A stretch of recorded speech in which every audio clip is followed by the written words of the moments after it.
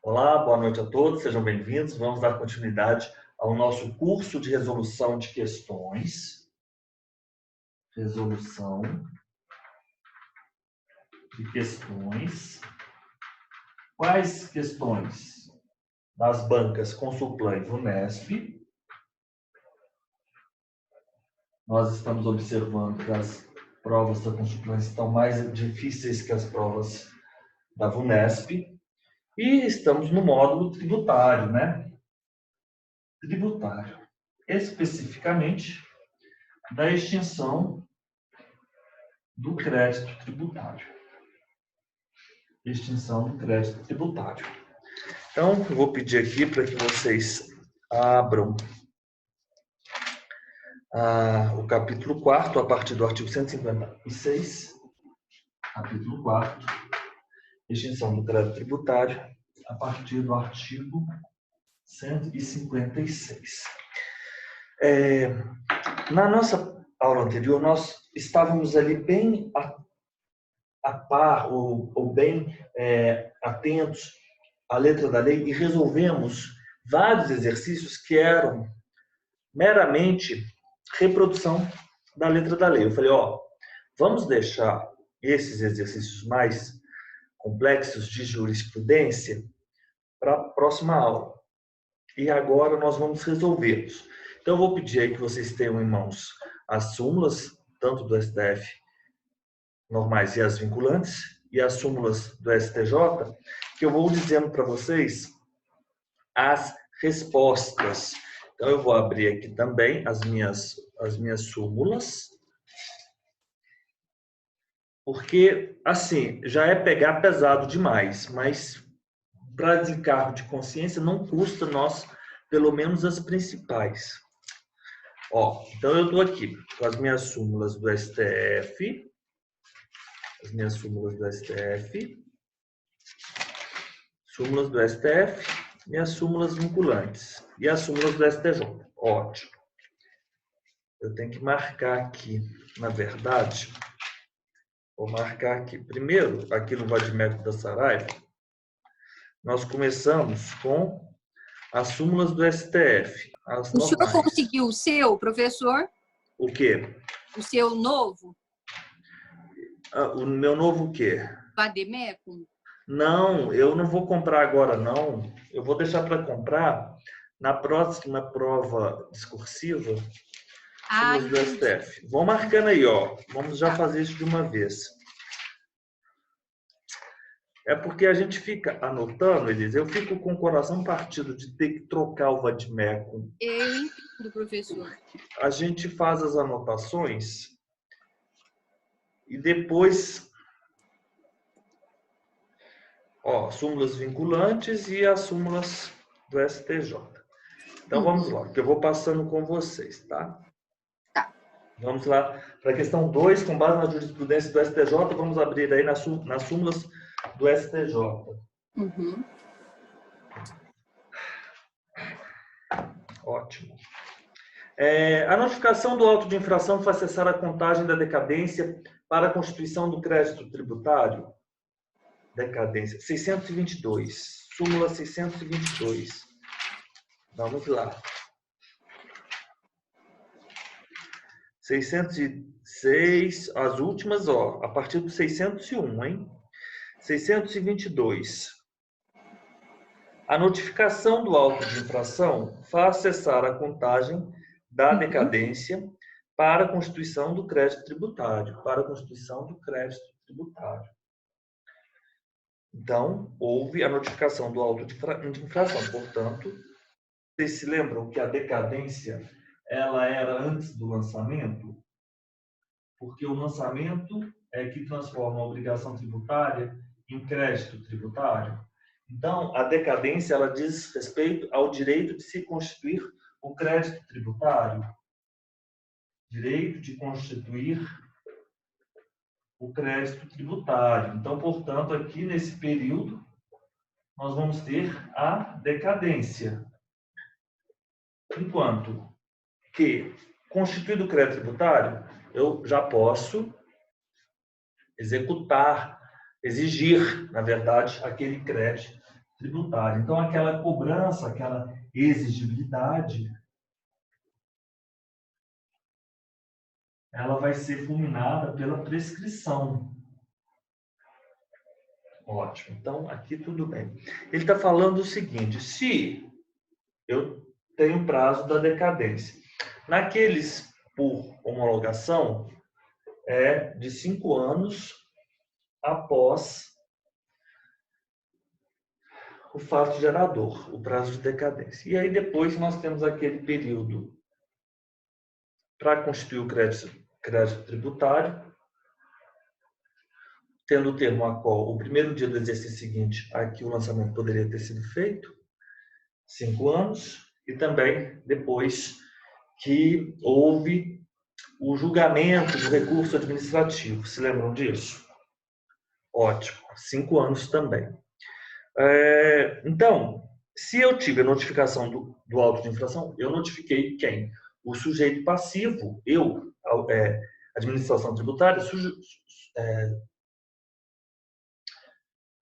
informei ao sujeito passivo, notifiquei o sujeito passivo de algum recolhimento, de algo equivocado, né, que ensejou o auto de infração. Então, quando se notifica do auto de infração, faz cessar a contagem da decadência para a constituição do crédito tributário, exaurida a instância administrativa com o recurso do prazo para impugnação ou com a notificação de seu julgamento definitivo e esgotado o prazo concedido pela administração para o pagamento voluntário, inicia-se o prazo prescricional para a cobrança judicial. Então, essa letra A, notificação do auto de infração para cessar a contagem da decadência para a constituição do crédito tributário. Sim, claro, letra A. B, o mandado de segurança não constitui ação adequada para a declaração do direito à compensação tributária. Nós já tínhamos visto isso. 213.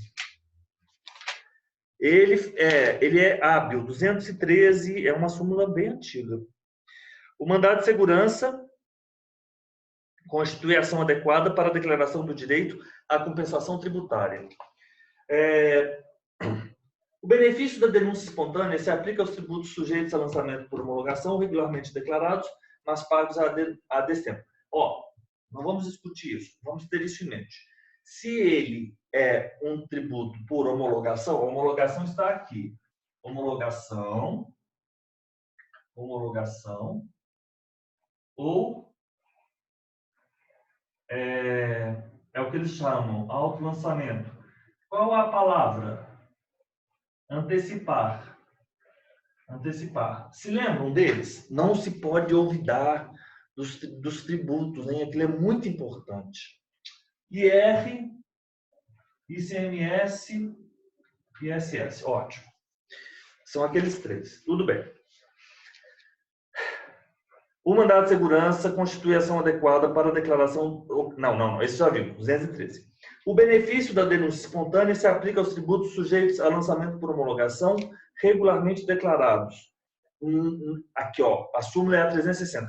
Não se aplica o benefício da denúncia espontânea aos que foram declarados, mas foram pagos a destempo. Correto? Não se aplica. Eles foram declarados. Porque ele não tem o direito, ele não declara, ele não informa, ele não traz a matéria de direito, a matéria de fato, ele faz a declaração e ele mesmo antecipa o pagamento sob condição resolutória posterior, submetido a uma condição resolutória posterior, homologação resolutória posterior da administração, tacitamente, 5 anos, do fato gerador. Se ele declarou e não antecipou, ele perde o direito da denúncia espontânea. 360. Tem que ter muito sangue frio para fazer essas provas. Mas é isso que vai vir a partir, assim, né? A gente está estudando para prova difícil mesmo. O benefício da denúncia espontânea não se aplica aos tributos sujeitos a lançamento por homologação, foram regularmente declarados, mas pagos a destempo, porque ele tem o dever de antecipar. Ótimo. A decretação da indisponibilidade de bens e direitos na forma de cedente dispensa o exaurimento das diligências na busca de bens por bens penhoráveis. 560. Não. 560. Olha que interessante, agora que eu estou observando que tem aqui espaço reservado para uso de grampo no meu, porque a gente tem que grampear, né? Para fazer a prova. 560, o pessoal já pensa em tudo. A decretação da indisponibilidade de bens e direitos pressupõe o exaurimento das diligências na busca por bens penhoráveis, o qual fica caracterizado quando infrutíferos o pedido de constrição sobre ativos financeiros e a expedição de ofícios aos registros públicos do domicílio do executado, ao Denatran ou Detran. Ótimo. Então, tem-se que se exaurir o exaurimento, tem que haver o exaurimento das diligências. Okay. A compensação de créditos tributários pode ser deferida em ação cautelar ou por medida liminar cautelar. Não, 212, não pode.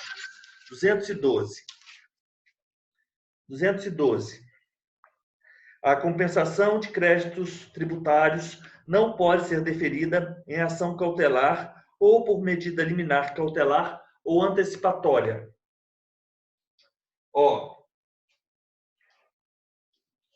Essa questão 3, eu vou pular essa questão 3 porque ela é muito chata, a gente não precisa chegar nesse ponto. É só o seguinte, uma empresa ela praticava o fato gerador do ISS, emitia nota fiscal no valor de R$100.000 e tinha um imposto, nota fiscal, o imposto de ISS de 5.000. Em 10 de fevereiro de 2010, ela pratica o fato gerador no dia 20, o fato gerador foi no dia 20 de janeiro, a nota fiscal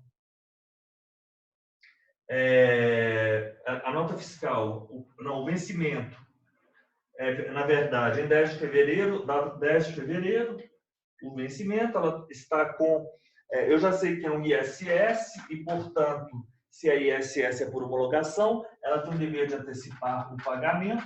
Nós temos aquela súmula que se aplica, e nesse caso, eles antecipados, mas pagos a destempo ou pago a menor, não há denúncia espontânea. Isso aqui eu já vou inferindo.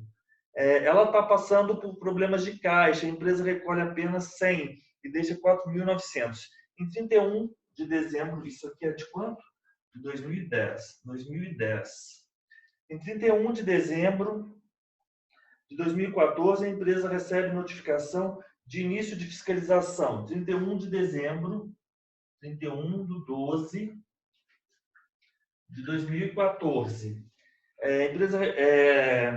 A empresa recebe notificação de início de fiscalização por parte da administração, que culmina com a apresentação em 10 de fevereiro de 2015. 10 de fevereiro de 2015.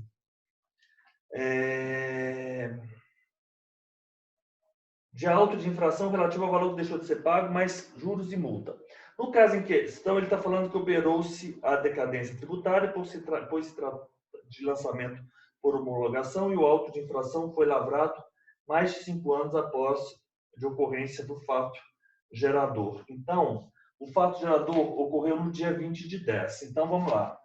11, 12, 13, 14 e 15. Foi no dia 10 de fevereiro, porque, no caso específico, o prazo para ela constituir o crédito tributário, né, seria 5 anos do fato gerador. Nós já vimos isso. Então, ela teria 11, 12, 13, 14, 15, até o dia 19 de janeiro de 2015. 19 de janeiro. E ela fez no dia 10 de fevereiro de 2015. No caso, a questão operou-se a decadência tributária, pois se trata de lançamento por homologação e auto-infração foi lavrado mais de 5 anos após a ocorrência do fato gerador. Isso aqui é cruel porque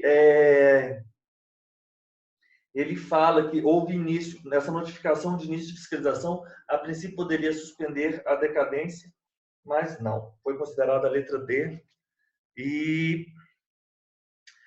enfim, deixe-me ver aqui uma questão. Eu acho que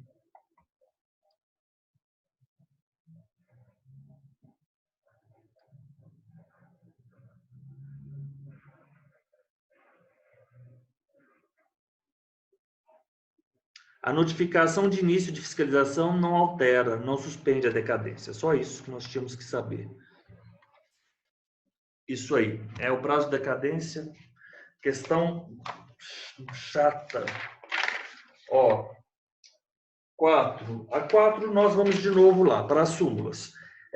Exaurida a instância administrativa com decurso do prazo para impugnação ou com a notificação de seu julgamento definitivo e esgotado o prazo concedido pela administração para o pagamento voluntário, inicia-se o prazo prescricional para a cobrança? Sim, acabamos de ver isso. A súmula 622. Súmula 622, olha só, súmula 622. A notificação do auto de infração faz cessar a contagem da decadência. O problema dessa questão é porque ele fala isso, notificação de início de fiscalização é diferente de notificação do auto de infração. Ah, por favor, né? Give me a break. Isso é muito chato. Notificação do auto de infração. É diferente, enfim. Ó, para a Constituição, a exaurida instância administrativa com decurso do prazo para impugnação ou com a notificação do seu julgamento definitivo e esgotado o prazo concedido, inicia-se o prazo prescricional para a cobrança judicial. É como se tivesse ali como se diz no processo, trânsito em julgado administrativo. Não é isso? É isso. Enfim, inventei agora, hein? A compensação de créditos tributários pode ser deferida em ação cautelar ou por medida liminar cautelar ou antecipatória. Já vimos isso, súmula 212. Ó, 212.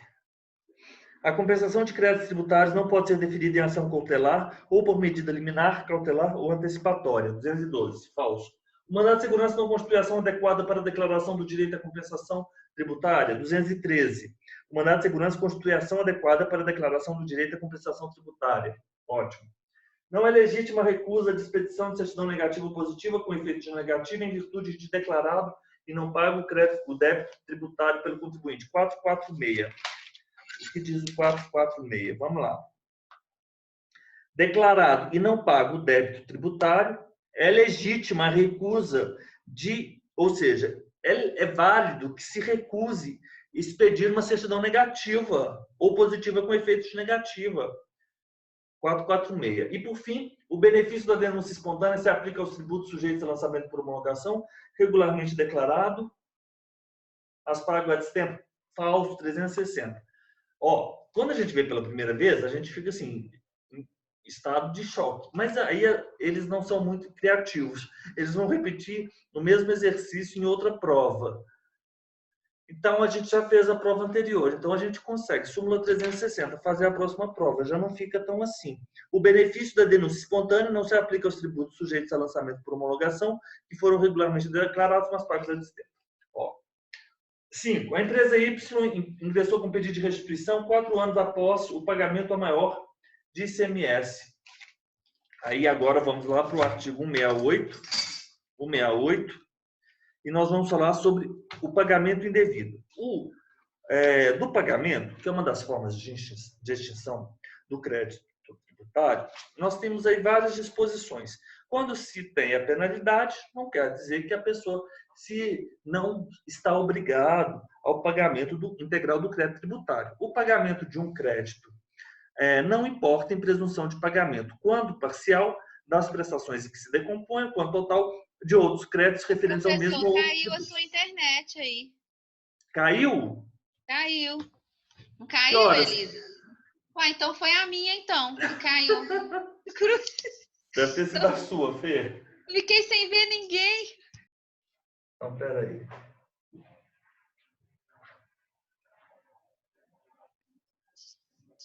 Se eu sumir, então é a minha internet. Mas que paralisou a sua imagem? Ficou estranho. Vamos lá. Peraí. Calma. Deixa eu tirar uma Parou foto o quê? Você aqui. ia fazer a 9? Você ia fazer a 9? Onde que você parou? Eu acho que estava da denúncia espontânea, parece. Ó. Não, Pode falar só o número da próxima, que eu acompanho, não preocupa não. A 4, nós acabamos de resolver agora. Eu estava a tratar agora da questão 5. É porque é o seguinte, também é o seguinte, né, pessoal? Vocês, assim, eu estou tentando fazer o melhor, mas a gente também, assim, temos que ter em mente a nossa condição humana incapacitante. O que eu quero dizer com isso é o seguinte, eu estou assim, me justificando de certa forma, porque tem esses assuntos que são chatos pra caramba, prescrição, decadência, etc, etc, etc. Eles são até um pouco mais avançados. A gente não precisa estudar tudo para fazer a prova. Vamos fazer a prova 80%, né, Elisa? A gente não vai queimar neurônio com isso. É por isso que eu estou tentando, assim, não que eu não queira fazer, é porque também esse curso que nós já estamos fazendo aqui é um curso para o mestrado, olhe lá, entendeu? É um curso muito avançado. Não é um curso de brincadeira. São provas para juiz da VUNESP, são as provas mais difíceis do país. E a gente está conseguindo aí, assim, aos trancos e barrancos, resolvê-las, né? Não estamos, enfim. O que é que eu quero dizer agora? Eu estou mais preocupado, na verdade, com a letra da lei do CTN. Então, vamos lá. Vamos lá. Vamos lá para o pagamento indevido, que é uma seção que vai tratar aqui da extinção. Está dentro do capítulo 5 da extinção do crédito tributário. O sujeito passivo ele tem direito, independentemente de prévio protesto, à restituição total ou parcial do tributo, seja qual for a modalidade do seu pagamento, ressalvado o disposto, etc. 1, 2, 3. Aí nós temos 166, 167, 168 e 169. Nós vamos tratar agora. 166, 167, 168 e 169. Vamos lá. Eu tenho uma empresa Y.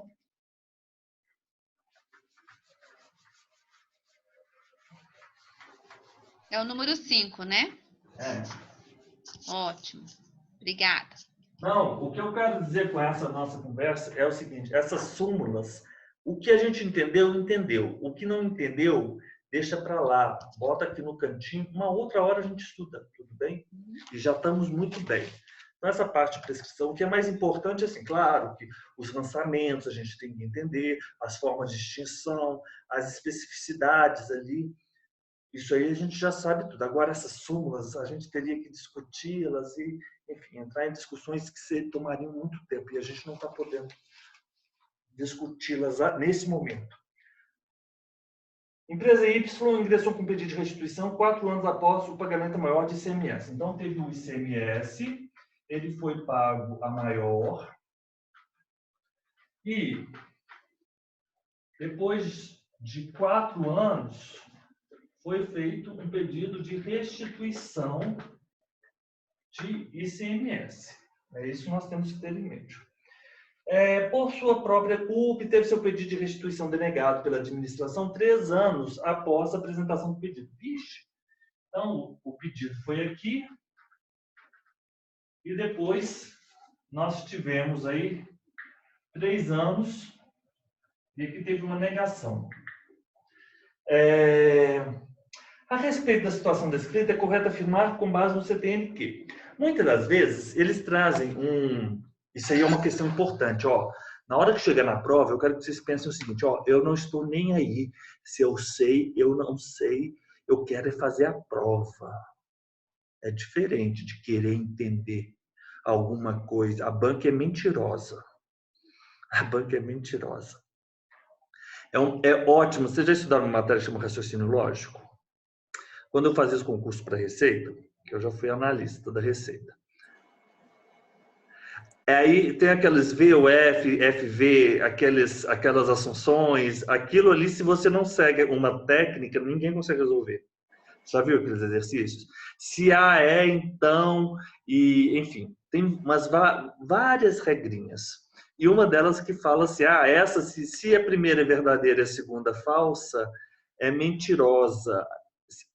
Se o primeiro, enfim, eu estou resumindo. Uhum. Mas nesse contexto, ela sempre fala, a assertiva é mentirosa e a gente tem que acreditar nisso, que a banca é mentirosa. A banca ela não tem o menor compromisso com nada.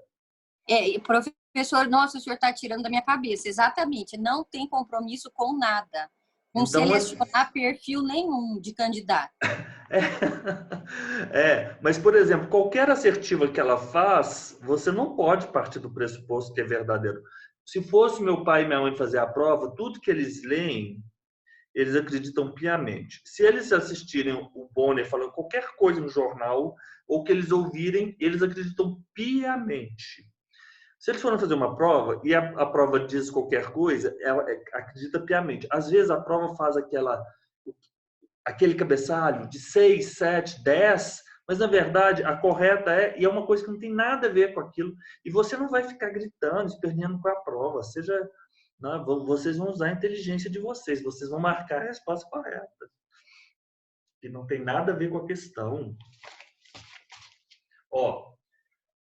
É correto afirmar com base no CTN. Às vezes, a questão que ela fala, ela está querendo que você diga a letra da lei, das disposições pertinentes a 166, não tem nada a ver com o próprio cabeçalho. Vamos lá para o artigo 66. A restituição de tributos que comportem, por sua natureza, transferência do respectivo encargo financeiro, somente será feita quem prove haver assumido o referido encargo ou, no de tê-lo transferido a terceiro, estar por este expressamente autorizado a recebê-la. Como que é? Onde que eu encaixo o artigo 66 nessa questão? Na letra D.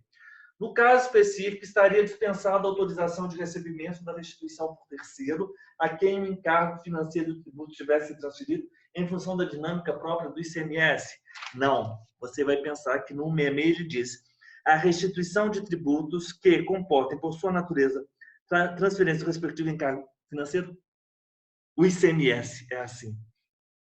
Somente será feita quem prove haver assumido referido encargo ou, no caso de tê-lo transferido a terceiro, estar por este expressamente autorizado a recebê-lo. Então, vocês vão pegar o Unicolor de vocês e vocês vão marcar a letra D com o Unicolor e vocês vão marcar 166.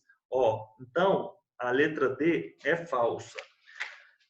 Vamos ler o artigo 67. A restituição total ou parcial do tributo dá lugar à restituição, na mesma proporção, dos juros de mora e das penalidades pecuniárias, salvo as referentes a infrações de caráter formal não prejudicadas pela causa da restituição.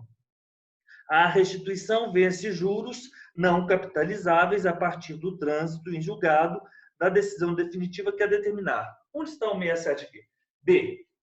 A restituição do tributo, no caso, por ser decorrente de erro do contribuinte, não daria lugar à restituição, na mesma proporção dos juros que mora eventualmente, dos juros de mora eventualmente pagos. A restituição total ou parcial do tributo dá lugar à restituição na mesma proporção dos juros de mora e das penalidades pecuniárias, salvo as referentes a infrações de caráter formal que não foram prejudicadas pela causa de restituição. Vocês estão observando que o que eu estou dizendo não tem nada a ver com esse cabeçalho? Eu não estou entrando no mérito, eu não quero entender isso. Eu não quero entender isso. Letra 168. 168, que diz o artigo 68? O direito de pleitear a restituição extingue-se com o decurso do prazo de 5 anos. Nas hipóteses do 1 e 2 do 165, cobrança ou pagamento e erro na identificação, ele fala identificação, da data de extinção do crédito tributário. Na hipótese 3 do artigo 65, da data em que tornar definitiva a decisão administrativa ou passar em julgado a decisão judicial que tenha reformado, anulado, revogado ou rescindido a decisão condenatória. 168. Foi correto o indeferimento do pedido de restituição, uma vez que foi realizado fora do prazo limite de 3 anos contados da extinção do crédito tributário. O prazo é de quanto tempo? 5 anos. 5 anos. 5 anos. Na hipótese do inciso 1 e 2, na data de extinção do crédito tributário. E 2, na hipótese do inciso 3, do 65, na data em que tornar definitiva a decisão administrativa. Então, eu vou dizer o seguinte, o artigo 65,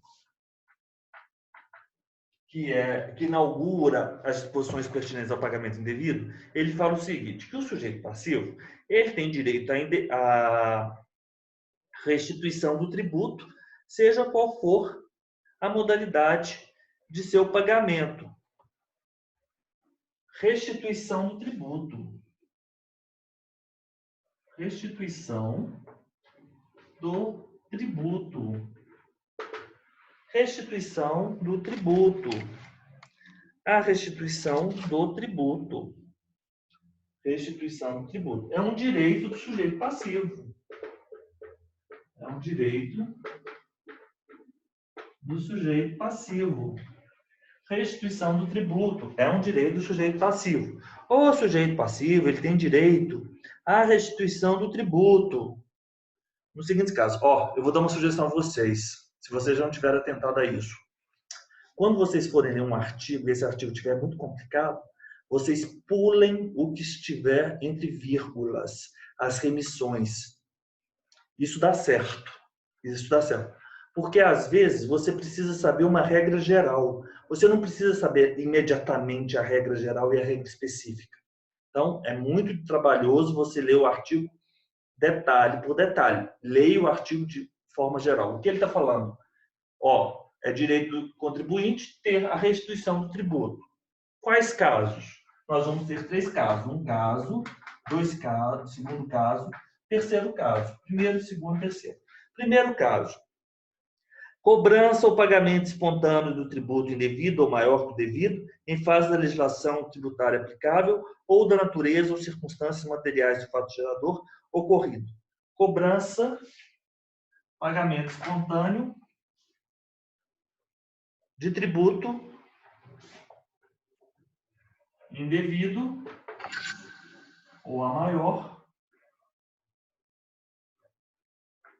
Cobrança, pagamento espontâneo de tributo indevido ou a maior que o devido em face da legislação tributária aplicável. É maior em face da legislação, em face da legislação,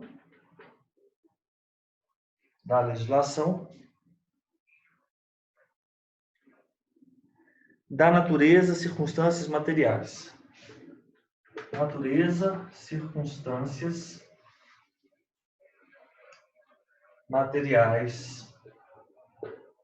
Fato gerador. Então tá. Cobrança, pagamento indevido de tributo indevido a maior. Tudo bem, esquece essa parte final.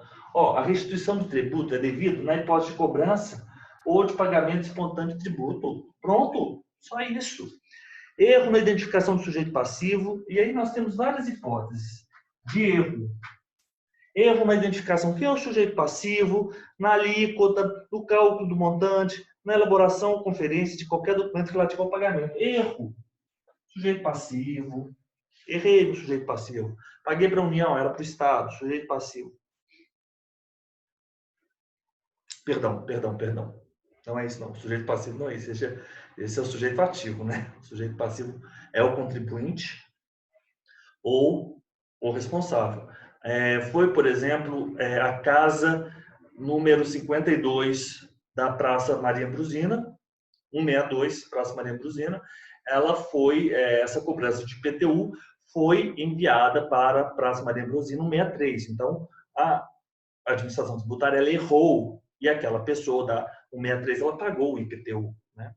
Erro na identificação do sujeito passivo, erro na alíquota. Vamos lá. No cálculo do montante,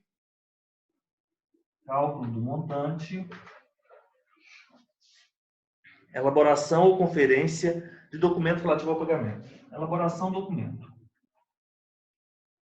Erro. E o 3? Qual é o 3? Reforma, anulação, revogação ou rescisão da decisão condenatória. Então, eu tinha uma decisão condenatória. Vamos fazendo aí a folha 4. Tem que marcar, montando o material de vocês. O que aconteceu? Eu tive uma reforma. Eu tive anulação.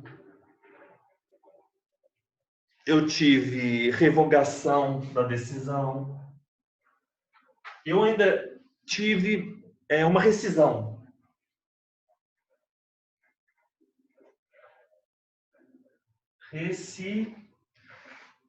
Zão, essa palavra, hein?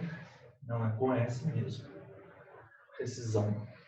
Ó, nessa hipótese 1 e 2, o direito de pleitear a restituição extingue-se com decurso no prazo de 5 anos. Direito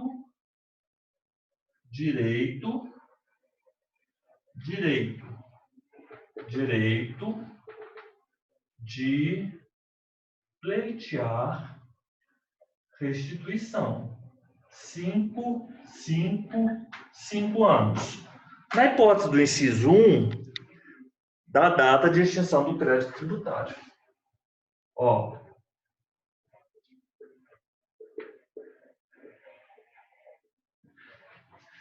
Na hipótese do inciso 1 e 2.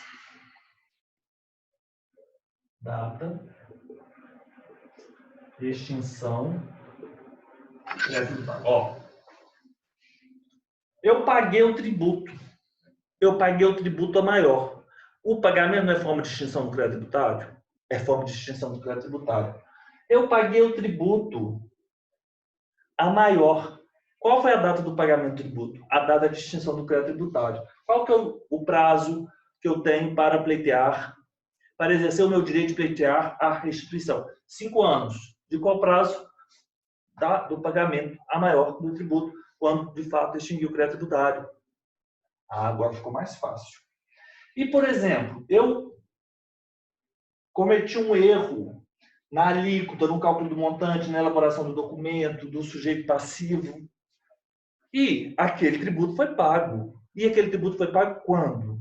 Em uma determinada data. O que ocorreu? Extinção do crédito tributário.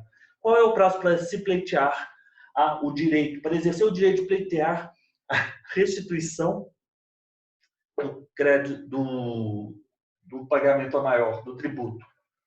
A data da extinção. A data da extinção.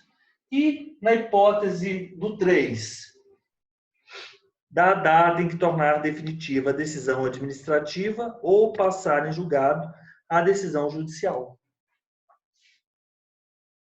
Definitivo a administrativa ou trânsito em julgado da judicial. Por quê? Não houve uma decisão condenatória? Essa decisão condenatória, ela não revogou? Ela não anulou? Ela não rescindiu? Houve uma reforma? Perdão, essa decisão condenatória, ela não foi revogada? Ela não foi anulada? Ela não foi rescindida? Essa decisão condenatória que tenha sofrido isso, enfim, nós temos uma situação que se encontra definitivamente, administrativamente, finda da data em que tornar definitiva a decisão administrativa. A decisão administrativa que tenha revogada, anulado, revogada, rescisão, a decisão condenatória administrativa. Ou então o trânsito em julgado daquela decisão que tenha revogado, reformado, anulado, revogado, rescindido, aquela decisão condenatória no âmbito judicial. Entenderam? Qual é o prazo? 5 anos. Ou da decisão administrativa, definitiva, ou do trânsito em julgado, se tratarmos da esfera judicial. Ó, então, ele está falando aqui no artigo 68. Qual é o prazo? Ele está falando que foi correto o indeferimento do pedido de restituição, uma vez que foi realizado. Quando que foi feito o pagamento a maior? O pagamento a maior foi feito aqui. É desse período que eu tenho, o pedido foi feito dentro do período. Aqui houve a data de extinção do crédito tributário. E eu tenho prazo de 5 anos. Eu tenho até aqui. Agora, se a Fazenda ficou lá 3 anos analisando o pedido, isso aí são outros 500. Eu, como contribuinte, sujeito passivo, não tem nada a ver com isso. Como contribuinte ou responsável.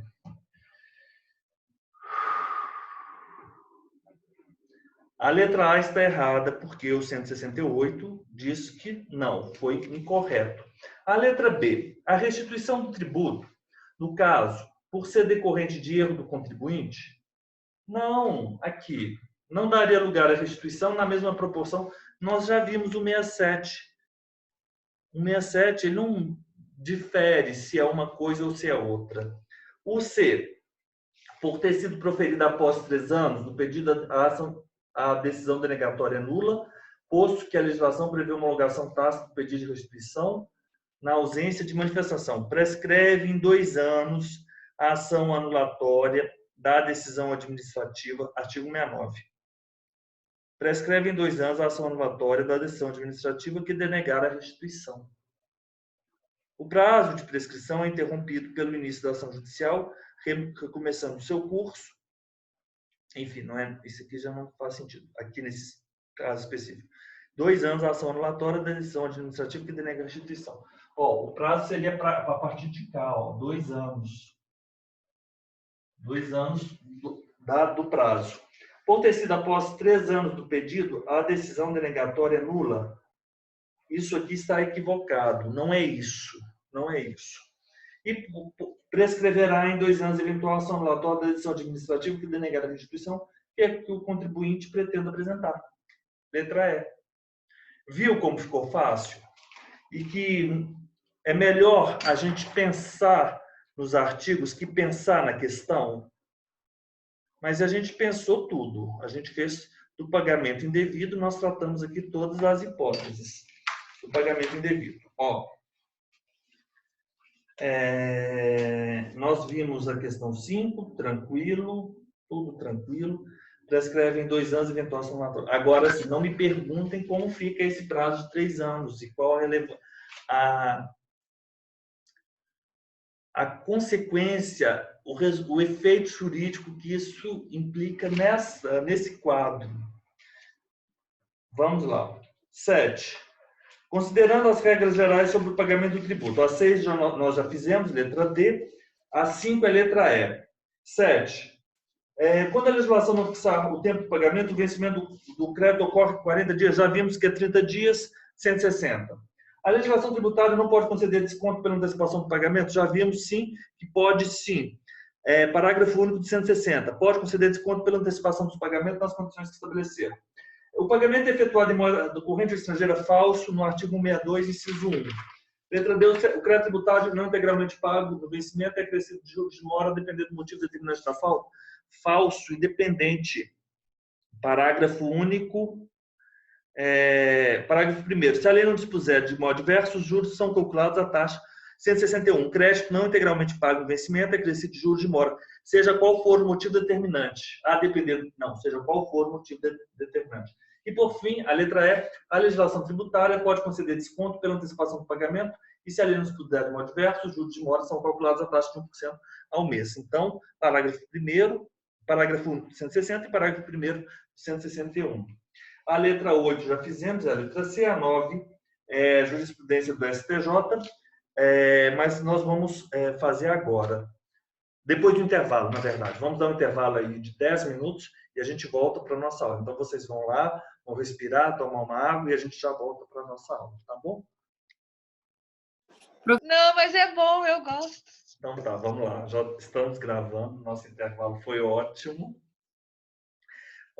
Vamos lá para a questão 9. Jurisprudência do STJ. Mais súmulas. Letra A. Os descontos incondicionais nas operações mercantis se incluem na base de cálculo do ICMS. 457. 457. Então, eu vou abrir aqui. Súmulas do STJ. 457. Os descontos incondicionais nas operações mercantis não se incluem na base de cálculo do ICMS. Os descontos incondicionais nas operações mercantis não se incluem na base de cálculo do ICMS. Isso aqui é pé de página. Vamos só decorar mesmo a súmula. A confissão espontânea da dívida e seu parcelamento tem o condão de restabelecer a exigibilidade do crédito tributário extinto pela prescrição ou decadência. Isso aqui, eu não sei a resposta dessa questão letra B. Deixa-me ver aqui. De qualquer forma, isso está errado. A letra C é a resposta correta. O valor pago pelo consumidor final a título de seguro de garantia estendida não integra a base de cálculo do ICMS que incide sobre a operação de compra e venda de mercadoria. Então, eu comprei a mercadoria, essa mercadoria tem um valor e ainda a este valor tem-se o seguro de garantia estendida. Para fins de base de cálculo de ICMS, aquele valor não integra a base de cálculo do ICMS. Só tenham isso em mente. Isso está no RESP 1346749. E, por fim, a letra D. A notificação do contribuinte do início de qualquer procedimento administrativo ou medida de fiscalização dá início ao cômputo do prazo prescricional para sua cobrança, não havendo que se falar em prazo decadencial. Vamos lá no 173, parágrafo único do CTN.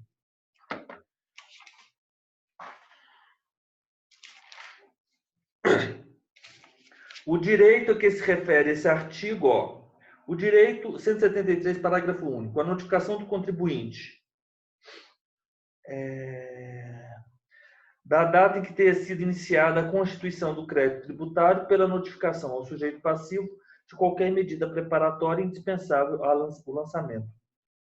O direito a que se refere esse artigo, o direito da Fazenda constituir o crédito tributário, ele é de 5 anos do exercício seguinte àquele em que o lançamento poderia ter sido efetuado, ou então da data em que se tornar definitiva a decisão em que houver anulado o lançamento anteriormente efetuado. O direito a que se refere esse artigo extingue-se definitivamente com o decurso do prazo, contado da data em que tenha sido iniciada a constituição do crédito tributário pela notificação ao sujeito passivo. Então, a notificação não é prazo prescricional, isso aqui é tudo decadência. A notificação do contribuinte do início, contada a data em que tenha sido iniciada a constituição pela notificação de qualquer medida preparatória indispensável ao lançamento. Não, na verdade, isso aqui nós estamos a tratar de prazo decadencial. O direito a que se refere esse artigo extingue-se definitivamente com o decurso do prazo, contada a data em que tenha sido iniciada a constituição do crédito tributário pela notificação ao sujeito passivo de qualquer medida preparatória indispensável ao lançamento. Ok. Essa questão aqui é uma questão muito chata. Mas, assim, tenham em mente que seguro de garantia não integra a base de cálculo do ICMS. Vamos para a questão 10. São causas de extinção do crédito tributário, anistia, já vimos. 11. A moratória. Suspende a exigibilidade do crédito tributário. 12. Já resolvemos, é a letra C. 13, já resolvemos, é a letra D. A 14. Súmulas do STJ. Nos termos da jurisprudência do STJ acerca da compensação dos créditos tributários, assinale a alternativa correta. A regra de imputação de pagamentos estabelecida no Código Civil se aplica às hipóteses de compensação tributária. É aquilo, por exemplo, se eu tenho 2 créditos para serem compensados, os mais antigos ou os de maior valor, ou aquele que tem um prazo de prescrição maior ou menor, e eu faço um determinado pagamento, aonde eu tenho que alocar aquele pagamento, a qual crédito? É isso que é a imputação do pagamento. A súmula 464, vamos lá na súmula 464 do STJ. Então, vocês já vão sabendo aí as súmulas que podem cair. 464 do STJ. A regra de imputação de pagamento estabelecida no 354 do Código Civil não se aplica às hipóteses de compensação tributária. As regras 354. Então, vamos para o Código Civil 354.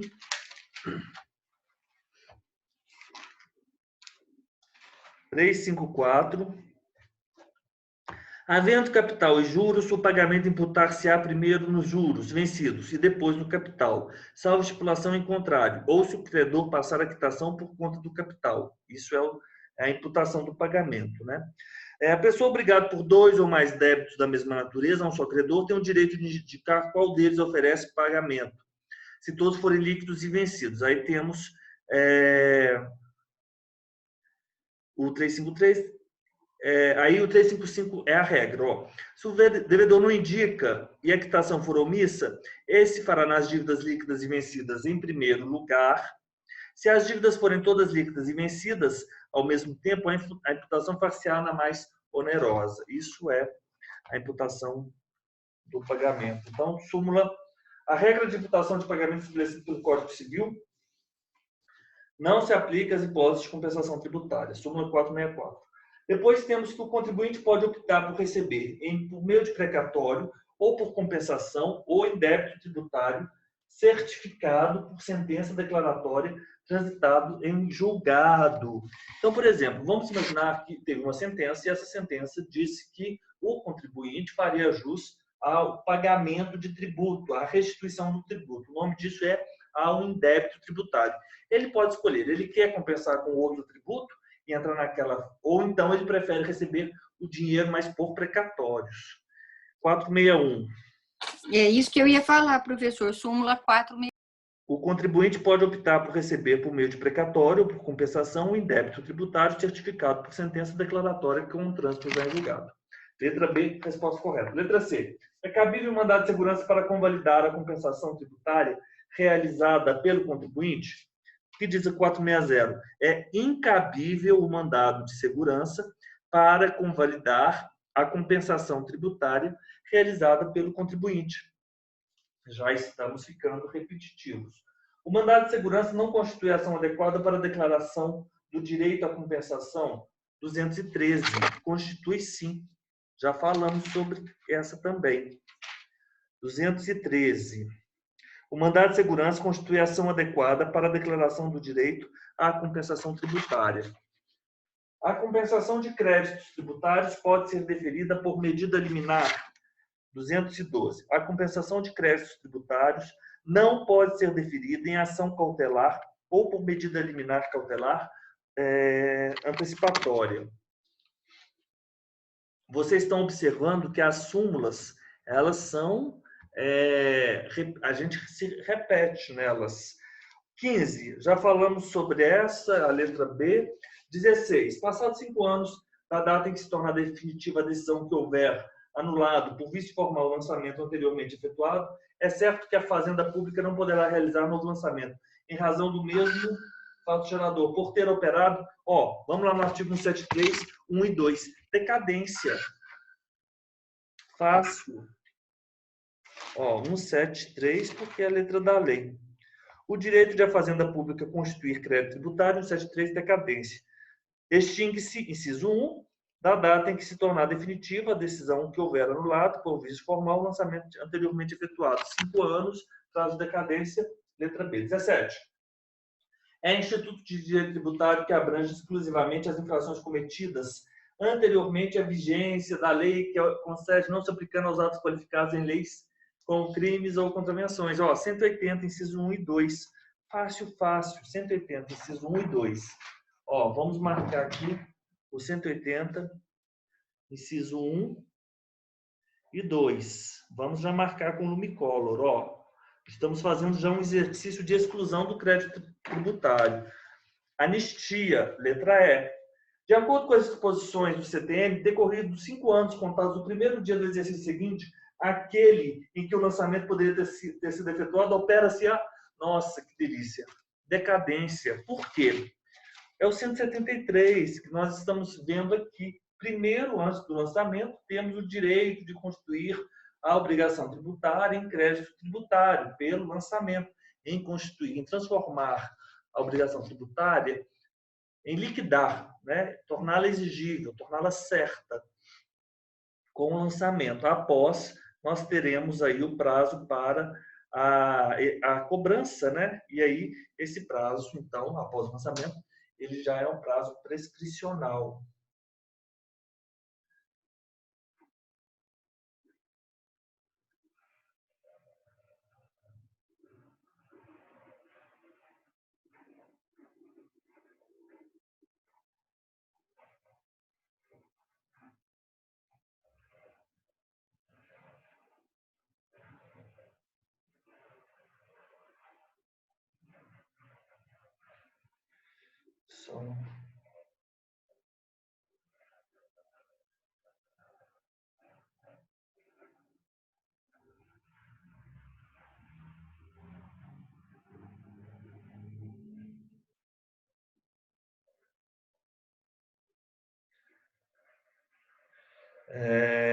Vamos então continuando.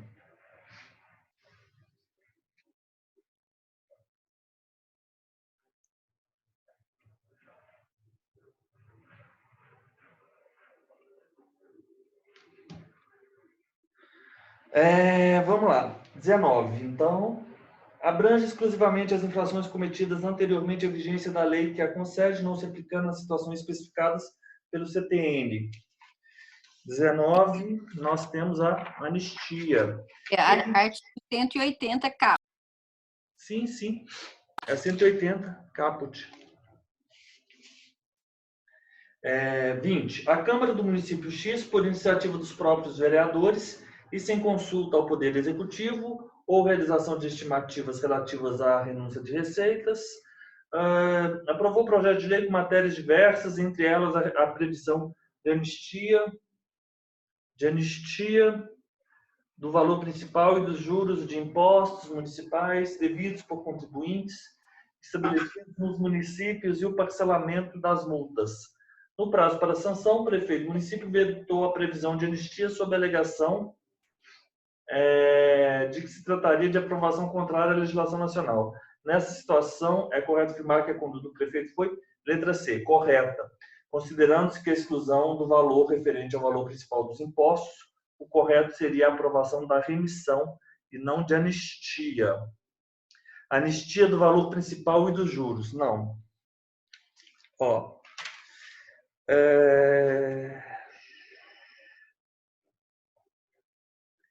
Vocês entenderam? É simplesmente isso. 170 é compensação, 170A é compensação. É simplesmente essa análise que temos que fazer. Remissão é o perdão. Se é perdão, não há que se falar em anistia. Então, nós temos que ter aí bem certo. 20, letra C. Vamos fazer aí mais 10 questões aqui da extinção, porque esse assunto é um assunto assim, muito importante. Em reiteradas decisões ao longo do tempo, o STF Federal tem mantido firme o entendimento de não admitir sanção política como meio de coerção ao pagamento de tributo. A respeito do tema, é correto afirmar que a Corte considera inadmissível, por constituir sanção política, o condicionamento de impressão de notas fiscais à prestação de garantia. Isso aqui, 21. Essas específicas, essas provas aqui estão muito, para juiz, estão muito jurisprudência demais da conta. 21A. 21A. O gabarito dessa questão, 21A. Deixa-me ver aqui o fundamento.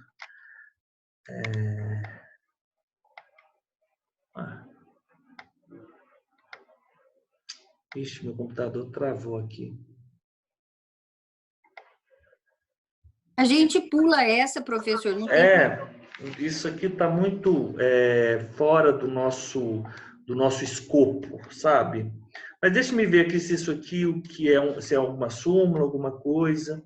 O condicionamento de impressão de notas fiscais à prestação de garantia real fidejussória por parte do contribuinte com notas fiscais, porque aí, se não tem a nota fiscal, né, isso está aí no STF plenário.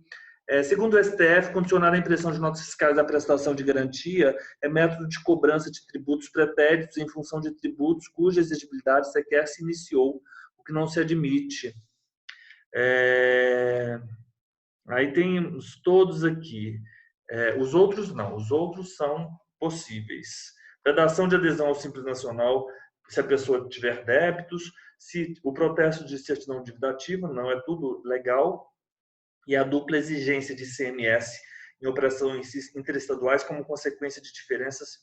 Bem, 21, letra D, isso aqui é uma questão específica do ICMS, que eu também não entendo como funciona muito bem essa específica questão do ICMS. Eu sei algumas questões genéricas ali da Constituição, mas o ICMS é um tributo que tem tantas especificidades.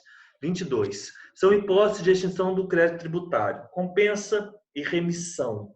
A remissão extingue, a compensação também. Conversão do depósito em renda e transação, sim. Decisão administrativa irreformável e pagamento. Decisão, sim. Professor, a pegadinha está no pagamento de bens, aí está faltando o I, que é pagamento de bens imóveis, né? Pagamento seguido de homologação nos casos de tributos sujeitos a lançamento por declaração e dação de pagamento em bens, aí a maldade, né? Dação de pagamento de bens, olha só, remoção da consulplan, como as provas da remoção estão difíceis. O Tribunal de Justiça aqui em Minas não quer que ninguém saia das serventias, né? É móveis, é simplesmente saber isso, né? É uma maldadezinha.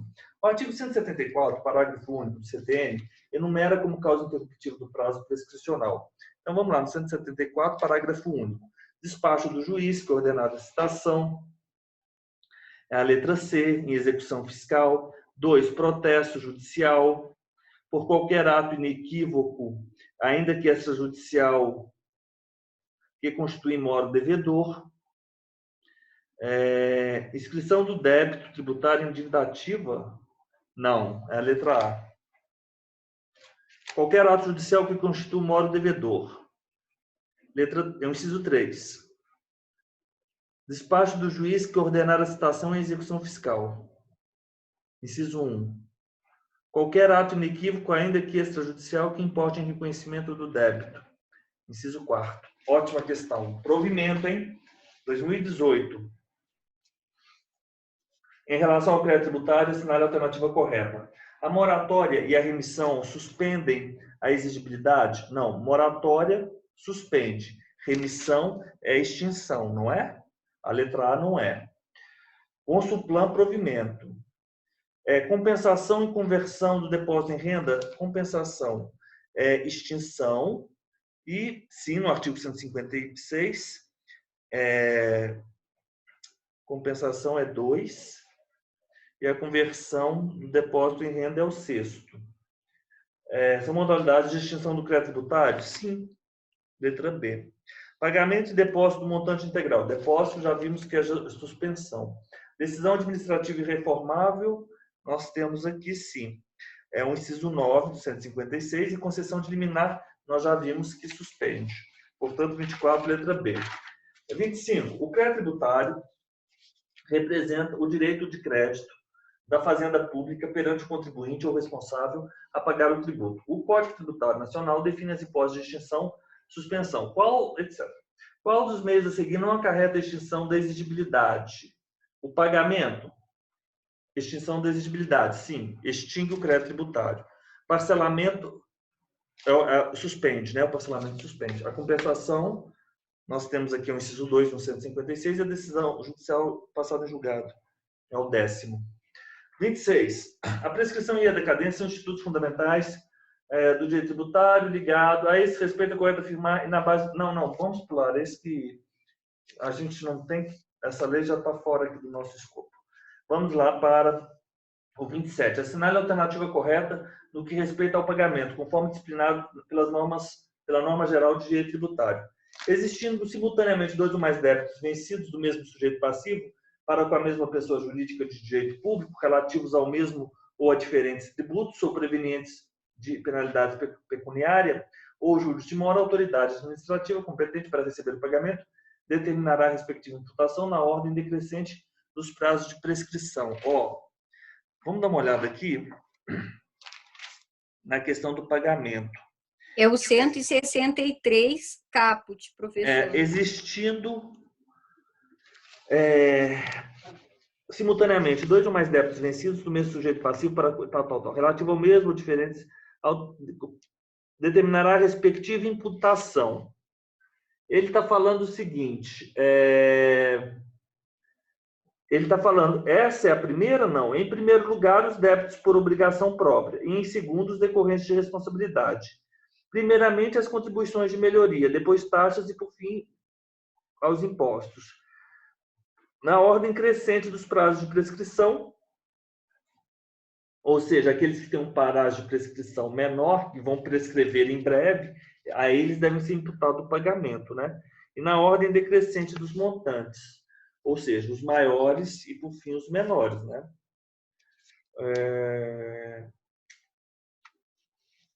Determinará a respectiva imputação na ordem decrescente dos prazos de prescrição. O problema está no decrescente, E né? é crescente. Você, É crescente. por exemplo, se eu tenho um que tem 5 anos e outro tem 4, o 4 vai antes. Então, vai ser o de 4, o de 5 anos. Então, é a ordem crescente. A imposição da penalidade lide o pagamento integral do crédito tributário, artigo 157, já vimos que não, falso. O pagamento de um crédito quanto parcial importa em presunção do pagamento das prestações, falso, letra C. 158. O pagamento de um crédito não importa em presunção de pagamento quanto parcial das prestações em que se decomponha. E letra D. Quando a legislação tributária não dispuser a respeito, o pagamento é efetuado na repartição competente do domicílio do sujeito ativo.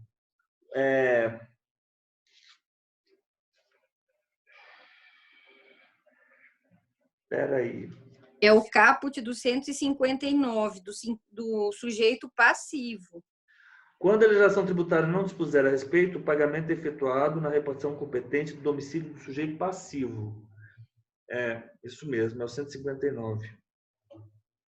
E, por fim, no caso de exigência por mais de uma pessoa jurídica de direito público de tributo idêntico sobre o mesmo fato gerador, a importância do crédito tributário pode ser consignada judicialmente. Aonde que está isso aqui, eu não sei dizer. Enfim, mas a 27 é letra A, né? Acharam? Essa que é a correta, né, professor? 27 é letra E. Uhum. Tá, tudo bem. Quando a legislação não dispuser a respeito, o pagamento é efetuado na repartição competente do domicílio do sujeito ativo. Não, falso, do sujeito passivo. Uhum. E a letra E é que eu não achei aqui. Às vezes a gente não acha e a gente fica procurando. Não, professor, mas não tem problema. Depois a gente acha isso. Ok, 28. A causa que extingue o crédito tributário. Moratória, extingue. Compensação, extingue. B. B é a compensação. 28, letra B. 29. A perda do direito da fazenda em constituir o crédito tributário denomina-se... Não vou constituir o crédito... Decadência. B. 30. Em relação à prescrição em matéria tributária, é correto afirmar que a prescrição interrompe-se pelo despacho do juiz que ordenar a citação em execução fiscal, pelo protesto judicial, ato judicial que constitui em modo devedor e por ato inequívoco, ainda que extrajudicial, que importe em reconhecimento do débito pelo devedor. Exato. 174, parágrafo único, letra A. É isso? Sim. Não se aplica, enfim, as outras, vamos adiante. A ação para cobrança, contados do primeiro dia do exercício seguinte àquele em que o lançamento poderia ter sido efetuado? Não. É 174 e a letra E. A ação para cobrança do crédito tributário prescreve em 5 anos, contados da data de sua constituição efetiva, do lançamento efetivo, né? A letra D também. A ação para cobrança prescreve em 5 anos da data da sua constituição, ainda que pendente, não. Contados da data de sua constituição. Pronto. Vamos lá para o 31. Considere as disposições do CTN acerca do pagamento. É correto afirmar que, quando a legislação tributária não dispuser a respeito, o pagamento é efetuado no local indicado pelo sujeito ativo? Falso. O pagamento é efetuado na repartição competente, né? Do domicílio do sujeito passivo. Letra A, equivocada. A existência de consulta formulada pelo devedor dentro do prazo legal para pagamento não afasta a incidência de juros de mora e penalidades cabíveis, nem a aplicação de quaisquer medidas de garantia previstas na legislação tributária, caso o tributo não seja pago integralmente. Deixa-me ver aqui. A consulta. Vamos lá para a letra C. Daqui a pouco voltamos na letra B. 164 é o artigo. A importância de crédito tributário pode ser consignado judicialmente pelo sujeito passivo na hipótese de, nós temos de recusa de recebimento ou subordinação do recebimento ao cumprimento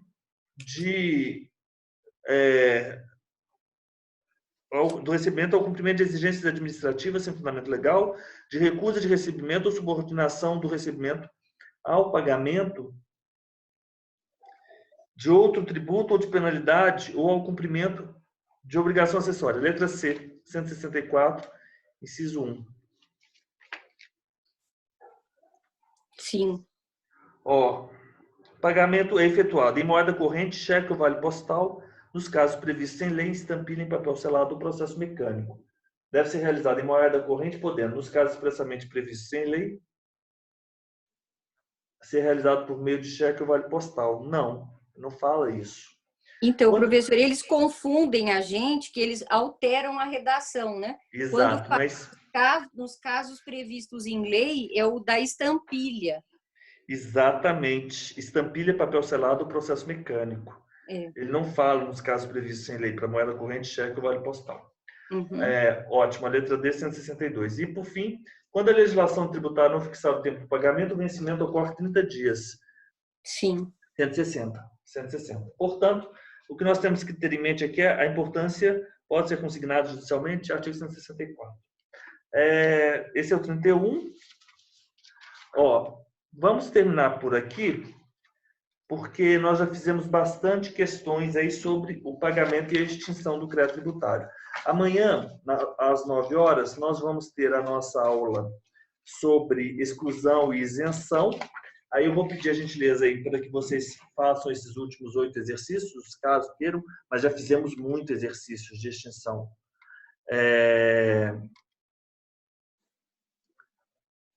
E nós voltamos com a isenção e com a anistia amanhã. Lá nós terminamos a exclusão, garantias do crédito tributário e também administração tributária para nós encerrarmos o CTN. Vamos aí fechar a prova de constitucional, tá bom? De tributário. Elisa, só um minutinho, que eu tenho uma coisa para te